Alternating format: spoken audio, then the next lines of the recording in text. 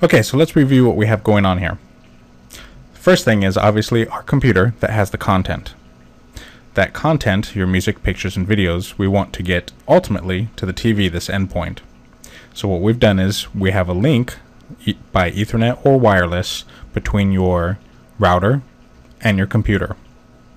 This is probably already set up and probably already done, since most houses already have wireless routers or routers set up.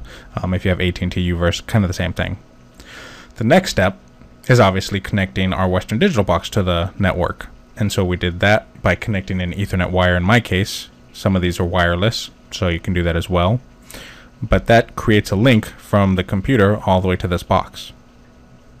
The next thing that we have obviously is the power. That's pretty straightforward and simple.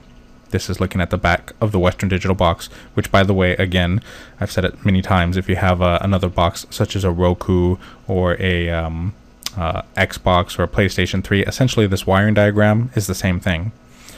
So you have your power.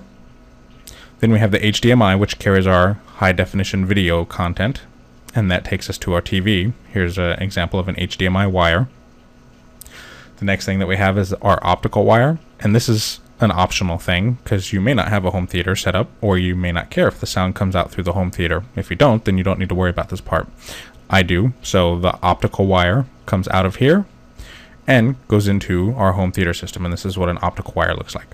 So ultimately, it's really not all that difficult. There's a lot of things on here, but if we break it down, basically the computer links to the router links to the Western Digital box, so that this can access the content here. It needs to have some way to communicate, right? And that's what the router does. It links them together.